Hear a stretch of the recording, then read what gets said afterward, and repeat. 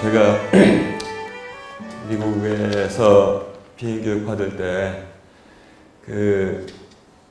이제 그 비행학교에서 마련해준 기숙사에서 살고 있었습니다. 그래서 그 비행학교 교장 그 부인, 남편 이름은 론이고 부인 이름은 린다 했었는데 아주 독실한 크리스찬이었었어요. 그래서 저도 이제 그 교회 거기 있는 동안 같이 다니고 또 구역 성경 공부도 같이 참여하고 그랬는데 좋은 추억이 많습니다. 근데 그분 론이 그랬어요. 론이 저한테 한국 사람하고 일본 사람하고 중국 사람의 차이가 뭔지 아냐고 그러더라고요. 그래서 글쎄 뭐가 한국 사람, 일본 사람, 중국 사람 차이가 있을까 했더니 자기 미국인들이 보기에는 일본 사람은 리치, 돈이 많다는 거예요. 부자라는 거예요. 그리고 중국 사람들은 스마트, 똑똑하다는 겁니다. 일본 사람이 돈이 제일 많고 중국 사람이 제일 똑똑하고 그럼 한국 사람은 뭐냐 했더니 가장 잘생겼다는 거예요. Most handsome. 한중일 중에서 한국 사람이 제일 미남이 많고 미녀가 많다고 미국 사람들도 그렇게 알고 있더라고요. 그래서 가만 생각하니까 맞는 말 같아요. 근데 또 하나 의문이 생겼어요. 나중에 통계를 보니까 전 세계에서 IQ가 제일 높은 나라가 어딘지 아세요? 맞습니다. 우리나라가 전 세계에서 IQ가 제일 높아요. 그러니까 우리나라는 잘생기기도 하고 또 그리고 뭐예요?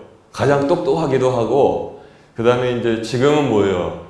선진국이 됐잖아요. 제가 거기 있을 때마다 선진국이 아니었었거든요. 지금은 선진국 돼가지고 제일 부자예요. 그러니까 일본 사람들은 빚이 많다고 그러는데 그래서 하나님께서 세 가지 복을 우리나라에게 다 주신 것 아닌가 이렇게 생각합니다. 근데 차이가 뭔가 이렇게 저는 이제 생각을 해보는 차이가 뭔가 했더니 제 생각입니다. 이거는 일본은 그 개항을 일찍 했어요. 우리나라보다 한 100년 정도 개항을 먼저 했습니다. 그래서 그 당시에는 화란이라고 그랬잖아요. 화란이 어딘지 아시죠?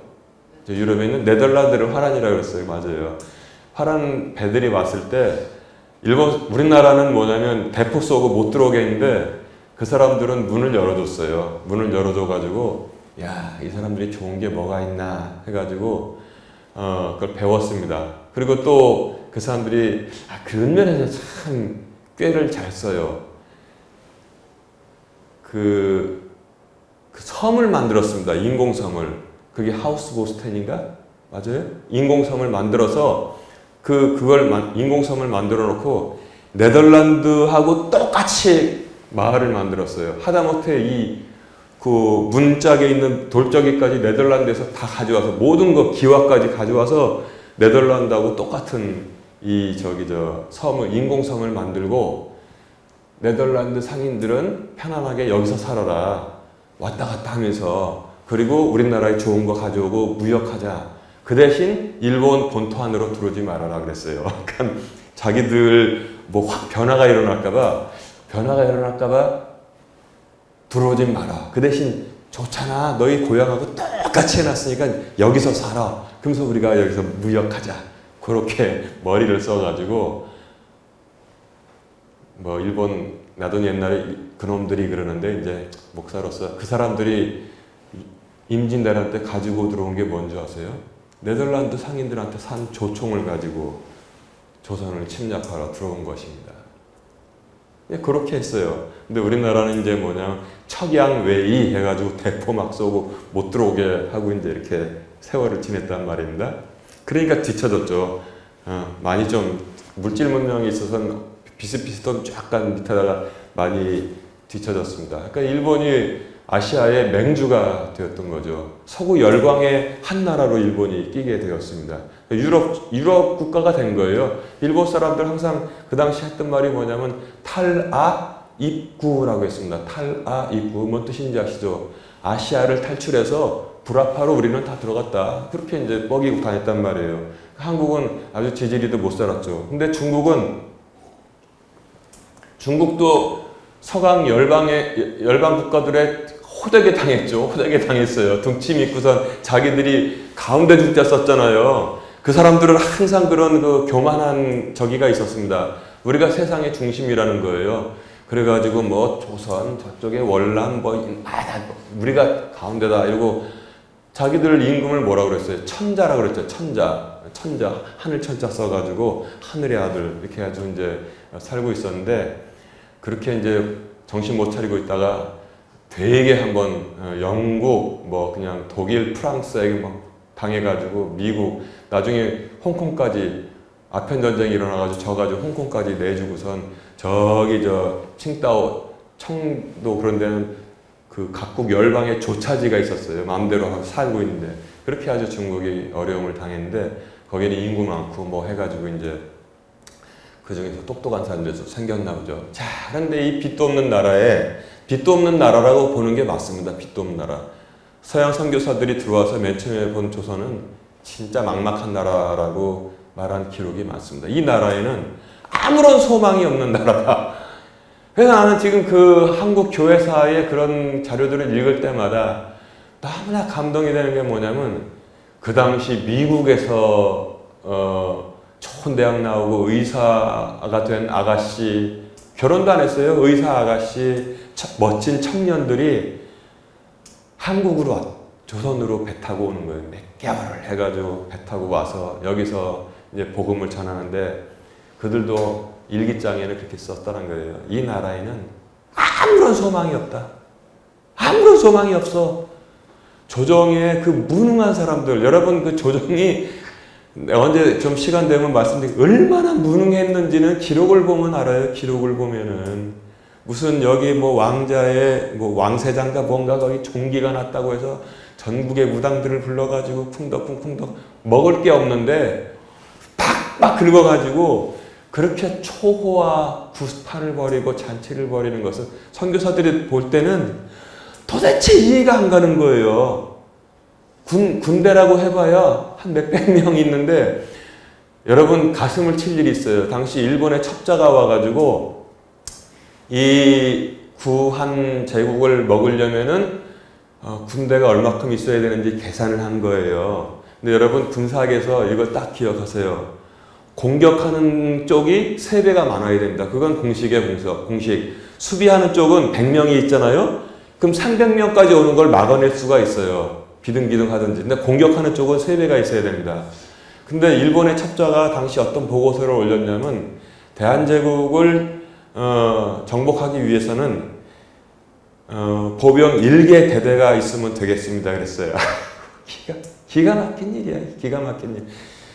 아무리 군대를 안 갔다 오셨어도 1개 대대가 얼마큼인지 알죠? 이 중대가 4개 모인 게 1개 대대 중대가.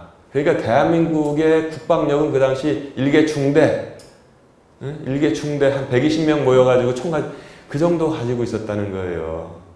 그러니까 기가 막힙니다. 그러니까 이제 오죽하면은 거기다 그리고 남자들은 곳곳에 그 무당들이 많았대요. 곳곳에 무당 남자들은 이 화토하고 막걸리 마시고 담배 피고 그러니까 우리나라 교회가 특별히 술 담배를 엄격하게 금하잖아요. 그게 왜 그러냐면 서양 선교사들이 만든 그 전통입니다. 서양 선교사들이 만든 전통인데 뭐 독일의 크리스찬 뭐 맥주 마시고 프랑스의 크리스찬 뭐 포도주 마시고 다 그래요. 근데 우리나라는 그래도 지금까지도 그 엄격하게 술 담배를 저기 했는데 이 사람들이 아무런 소망도 없는데 그냥 그 술 담배로 다 기생집 가고 그런 거로 다 날려버린다는 거예요. 얼마나 피폐했는지 모릅니다. 그런데 제가 왜 이 말씀을 좀 드렸냐면 제가 좀 이제 기분 좋은 말이라고 이렇게 했는데 사실 그렇잖아요. 한국 사람들 제일 잘생기고 미남들만 있고 IQ도 제일 높아. 평균 IQ가 105라는 거는 있을 수가 없는 우리나라만 그렇대요. 그리고 또 지금 선진국이 됐잖아요. 여러분 그 원인을 어디서 찾습니까 여러분? 분명히 200년 전에 이 나라는 아무런 희망이 없는 나라라고 그랬는데 그 원인이 어디 있어요? 그 원인이 어디 있습니까? 저는 복음에서 찾습니다. 복음이 그렇게 다 바꿔놓는 거예요. 그 놀라운 위력, 복음이 다 그렇게 바꿔놓습니다. 여러분 지금 뉴스에서 들리는지 안 들리는지 모르지만 지금 중국이 어마어마한 고통을 겪고 있습니다.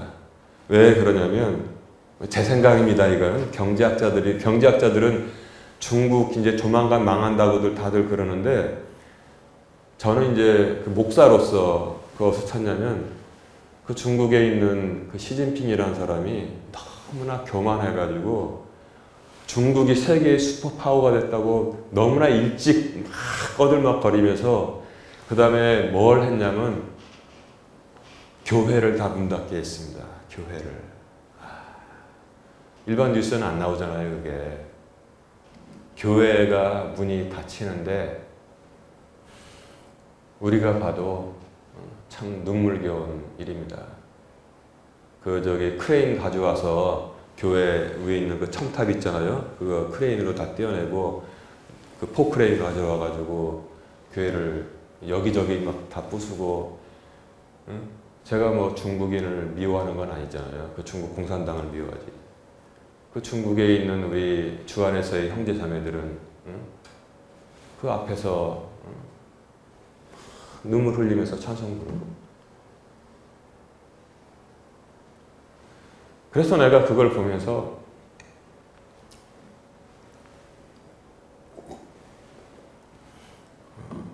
이놈들은 망하겠구나. 그 생각을 했습니다. 근데 그 사람들도 뭐냐면 갈구하는 것이 돈 많이 벌자고 그러는 거예요. 그리고 이웃나라 함부로 대하고. 내가 이 참 답답한 게 우리나라 대통령이 그때 거기 갔을 때 여러분 그 뉴스에 봤습니까? 국빈으로 갔어요. 국빈으로. 근데 난 그걸 일부러 그랬다고 생각합니다. 겁을 주려고. 밥도 안 주고 그 시장 통해서 일국의 대통령이 왔는데 수행원들 쭉 데리고 꽈배기 있잖아요. 중국 서민들이 먹는 꽈배기 아침에 그거를 옹기종기 모여가지고 그 시장통 가게에서 8끼나 먹게 하고. 진짜 필요 없다고 돌아오면 되는데 전 국민 얼굴에 똥칠이 다 되고. 그 다음에 뭐냐면 일부러 그 수행 기자들 못 들어오게. 기자는 당연히 취재를 하잖아요. 주먹으로 막 나중에 막 쓰러지니까 구두발로 세상에 국빈 초청해놓고 그게 뭐 하는 짓입니까? 그 수모를 당하게 하고 그 이놈이 또 그냥 미국 트럼프 대통령 만나가지고 뭐라고 전 제가 영어를 들으니까 그 말 다 알아들었단 말이에요. 뭐라고 그랬냐면 Korea used to be the part of China 그랬어요. 한국은 중국의 속국이었다고 미국 대통령한테 가서 그랬어요. 그러니까 내가 이 공산당을 내가 한국인으로서 그냥 증오를 하는 거예요.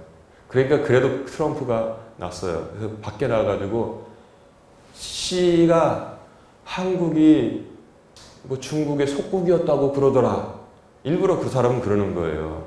그래가지고 좀 너희들 좀 정신 차려다 이렇게 외신들이 다 받아줬고. 그런 이 수모의 역사를 우리가 지냈는데 그래도 이제 뭐예요? 우리나라는 자타공인, 제가 볼 때는 제일 똑똑하고 제일 잘생겼고 제일 선진국 된데 이놈들은 지금 먹을 게 없어가지고 망해간다는 소식이 자꾸 들어오고 있습니다.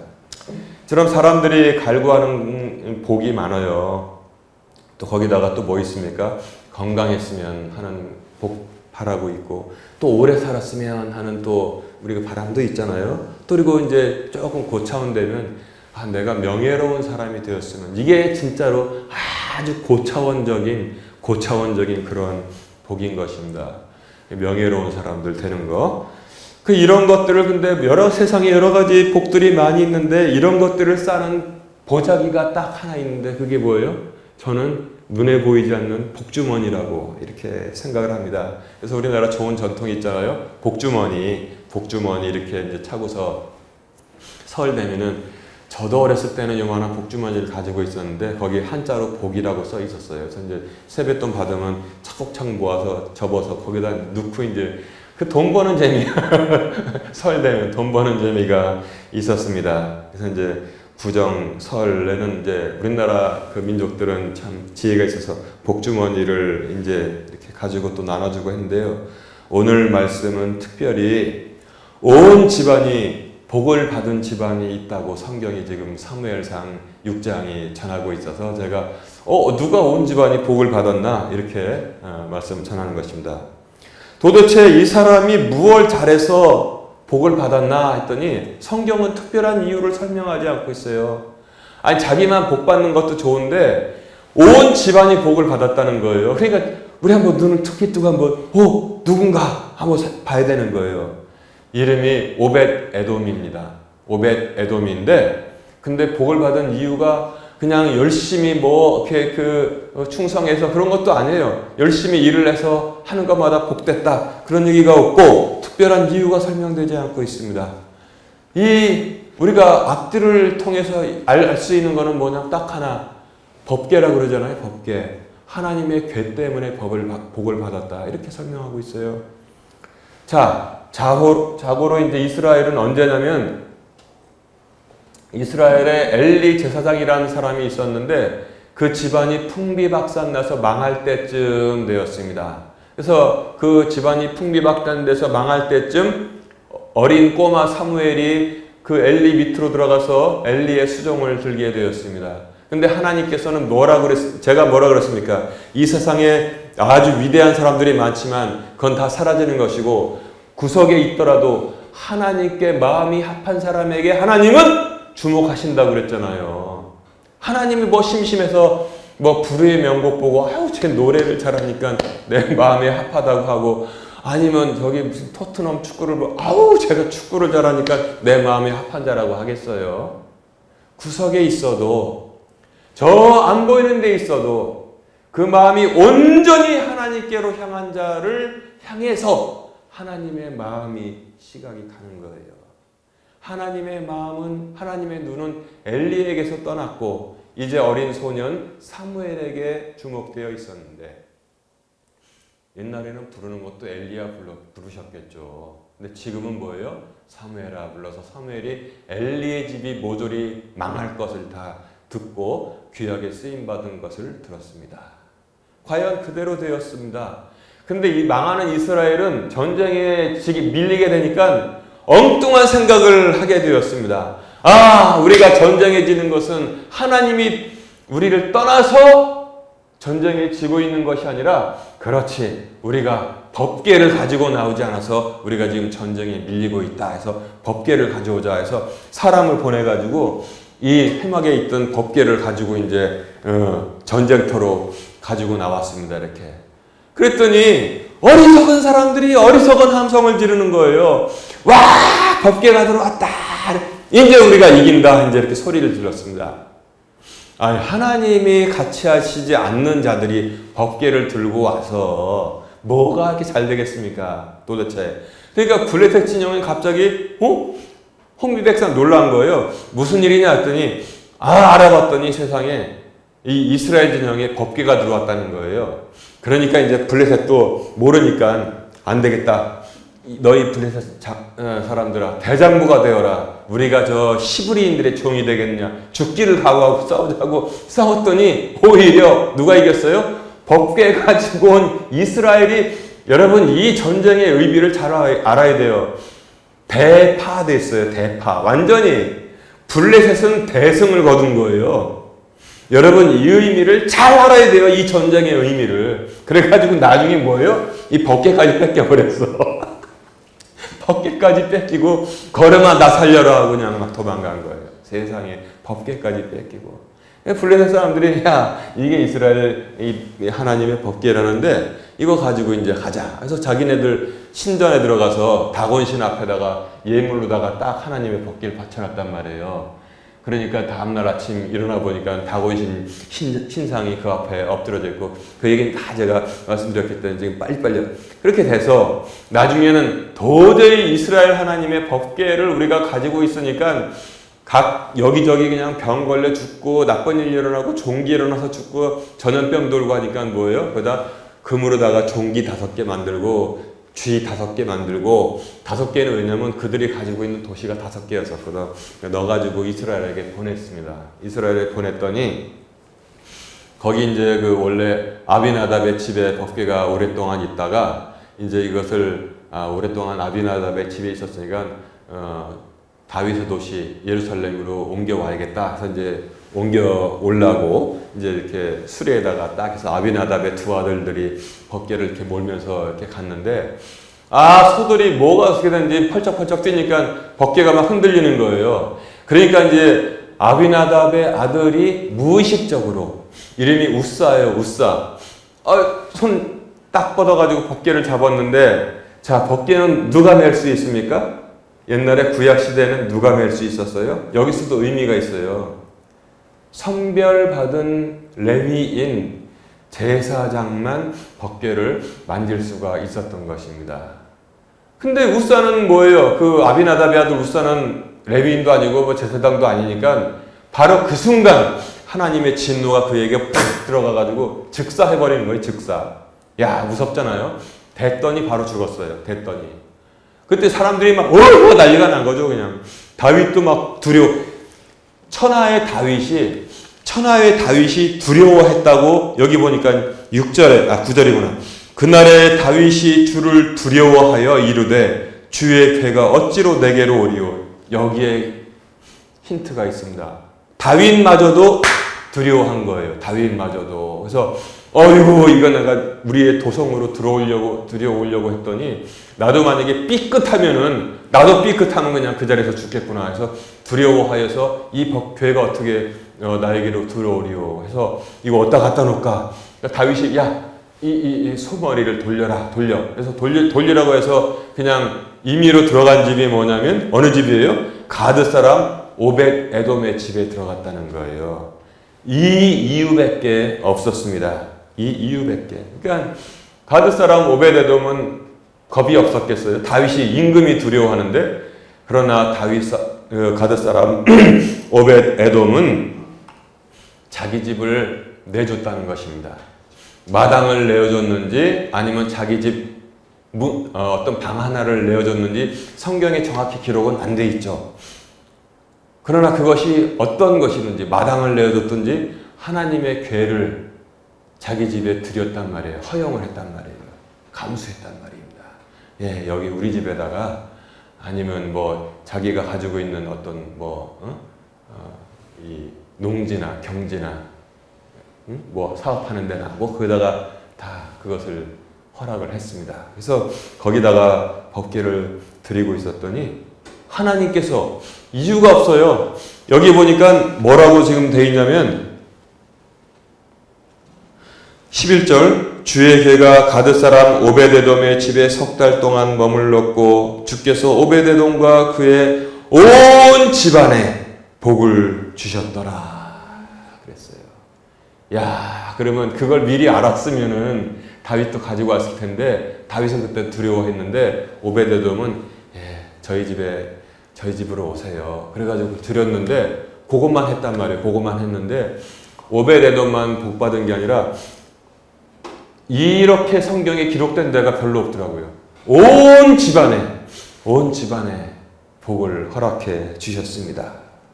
그러니까 이제 온 집안이 복을 받고 잘 된다는 소문이 막 퍼져나갔잖아요. 그러니까 이제 12절에 그걸 보고 이제 어떤 사람이 임금한테 고한 거예요. 어떤 이가 다윗 왕에게 고하여 이르되 주께서 하나님의 궤로 인해 오벳에돔의 집과 그에게 속한 모든 것에 복을 주셨나이다. 이렇게 임금한테 보고를 했더니 옛날에 두려워했던 다윗이 그 얘기를 듣고서 그래?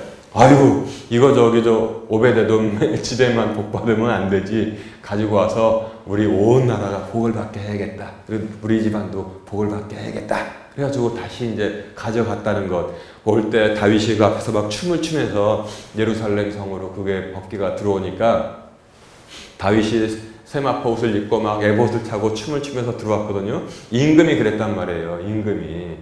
그러니까 온 백성에게 갈 때 포도주스 한 병씩 하고 빵 하나씩 다 선물로 나눠줬는데 그 위에서 궁 안에서 이 다윗의 본부인 사울의 딸 미갈이 내려다보고 한심스럽게 좀 무게 좀 잡지, 저게 뭐 하는 짓이냐, 저게 백성들 앞에서 춤을 추고, 그게 말했다는 것이 오늘 본문의 끝인 것입니다. 그건 나중에 제가 언제 기회 되면 제가 그걸 말씀드리지만, 바로 오베데돔의 초점을 맞춥시다. 어떻게 했길래 오베데돔과 그 온 집안이 복을 받게 되었느냐? 자기 집을 내줬다는 거예요. 자기 집을 내준 믿음, 그것 때문에 그가 복을 받게 되었다는 것을 우리가 알 수 있어요. 그렇잖아요? 하나님은 공짜가 없어요. 셈이 굉장히 바르시고 셈이 굉장히 후합니다. 하나님의 셈은. 우리가 요 많은 걸 헌신하잖아요. 하나님은 요 많은 걸로 주시지 않습니다. 하나님은 우리가 눈에 보이지도 못하는 셀 수 없는 것으로 우리에게 항상 허락하시는 하나님이라는 사실을 저도 체험을 했고 아마 여러분들도 다 체험을 했을 것이라고 생각합니다. 오베데돔은 어디 갈 데 없는 법궤를 우리 집에 오세요. 그래서 내주었는데 그것으로 말미암아 오베데돔의 집이 놀라운 복을 받았다고 전하고 있는 것입니다. 여러분, 우리 구약에서 복은 이렇게 명백한 이유가 있었는데 여기 이유를 더 따져보니까 뭐냐면 다윗의 두려움하고 오베데돔이 자기 그것을 드렸다는 것에 거기 이유가 다 같이 맞는 것 같아요. 아니, 오베데돔이라고 뭐 눈이 없어요, 귀가 없어요. 다 있습니다. 그러면 저 법궤 우리 집에 들렸다가 손 잘못되면 우리 애라도 죽을 수가 있다. 그 생각 하겠습니까? 못 하겠습니까? 당연히 하죠. 바보가 아니잖아요. 그럼에도 불구하고 제가 말씀을 드립니다. 그럼에도 불구하고가 중요하다는 거예요. 그럼에도 불구하고 나도 부지 중에 손을 댈 수도 있고 우리 애들도 부지 중에 손을 댈 수도 있지만 저기 그 아비나답의 집 애들은 손대가지고 장남이 죽었다더라. 그렇게 다 소문 났잖아요. 그럼에도 불구하고의 믿음이 있었다는 거예요. 그럼에도 불구하고 어디 갈 데 없는 법궤가 있으면 우리 집으로 오시옵소서. 우리 집으로 오세요. 그래서 자기 집에 맞이하여 드렸습니다.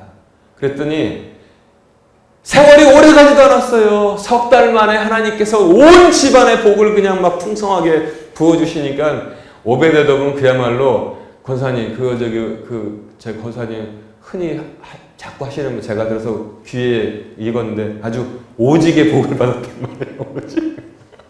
오지게 복을 받았단 말이에요. 온 집안이. 이게 뭐냐면 이게 오베데돔이 감수하는 믿음, 두려움도 감수하고 또 불편도 하겠죠. 방 하나 내줬는데 아니면 마당에다 텐트 치고 이렇게 했으면 이렇게 돌아가야 되잖아요. 그것을 감수하는 믿음을 가지고 있었기 때문에 하나님께서 그것에 비교가 안 되는 복을 그냥 막 소나기처럼 막 퍼주셨다는 것입니다. 사랑하는 성도 여러분, 감수한다는 말 알죠?